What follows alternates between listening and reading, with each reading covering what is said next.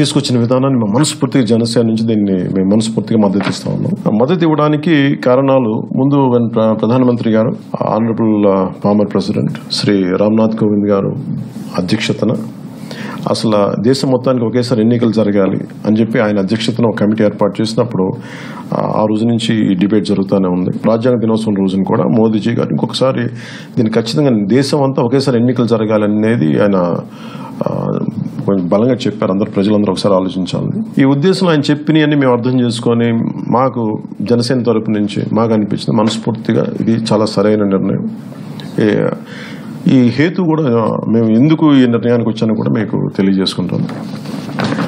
ఈ మోదీజీ గారు తీసుకొస్తుంది కొత్తగా లేనిది కాదు. 1952, 1957, 1962, 1967 జనరల్ ఎలక్షన్స్ పార్లమెంటుకి రాష్ట్ర అసెంబ్లీలకి అన్ని కలిపి ఒకేసారి జరిగినాయి. కానీ ఆ తర్వాత ఎప్పుడైతే ఈ ట్రెడిషన్ ఎప్పుడు బ్రేక్ అయిందంటే ఇది అక్కడ సక్సెసివ్గా ప్రభుత్వాలు రాష్ట్ర ప్రభుత్వాలు పడిపోవడాలు రకరకాల డిజాల్వ్ అవ్వటాలు రకరకాల కారణాలు అలాగే సక్సెసివ్ గవర్నమెంట్స్ పడిపోవడాలు ఇంక ట్రెడిషన్ ఇంకెప్పటికీ రివైవ్ చేయలేకపోయారు. ఇది ఎందుకు రివైవ్ చేయకపోతే ఏం జరుగుద్ది అని అనుకుంటే ప్రతిసారి దేశంలో ఏదో ఒక మూల ఒక ఎలక్షన్ జరుగుతూనే ఉంటుంది.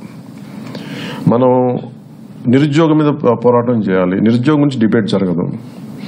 లేదా ఆర్థిక అభివృద్ధి మన ఆర్థిక అభివృద్ధిని ఎలా చేయాలి, లేదంటే విద్యా వ్యవస్థ మీద ఇంకెలాంటి కొత్త పాలసీలు పట్టుకురావాలి, సైన్స్ అండ్ టెక్నాలజీని ఎలాగా కొత్త మెజర్స్ ఎలా తీసుకురావాలి, ఈ డిబేట్లన్నీ మనం మానేసి ఇవి ఎప్పుడైతే ప్రతి చోట ఒక 3 రాష్ట్రాలకు 4 రాష్ట్రాలకు ఎలక్షన్ జరుగుతున్నంత కాలం మేజర్ పబ్లిక్ డిబేట్ అంతా స్టేట్ అసెంబ్లీ ఎలక్షన్ మీద ఉంటుందో తప్ప అంతేగాని ఈ నిరుద్యోగం మీద కానీ లేదంటే మనకి కూర్చోబెట్టి పేదరికం మీద కానీ లేదంటే ఈ మైగ్రెంట్ లేబర్ మీద కానీ ఈ వ్యవసాయం మీద కానీ వీటి మీద జరగకుండా టాపిక్ ఎప్పుడు డిబేట్ అయిపోతూ ఉంటుంది.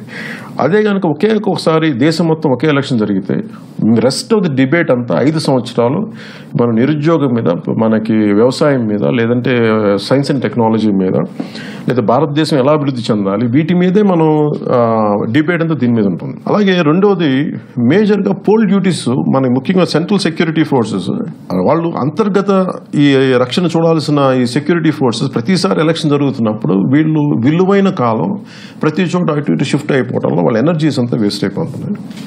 అలా కనుక 5 సంవత్సరాలకు ఒకసారి జరిగితే అందరికి ఒకేసారి డ్యూటీ పడుద్ది, చేసేస్తారు. రెస్ట్ వాళ్ళందరూ మిగిలిన కాలం అంతా నేషన్ మన జాతి భద్రత మీద వాళ్ళు దృష్టి పెట్టచ్చు. ఇదొకటి.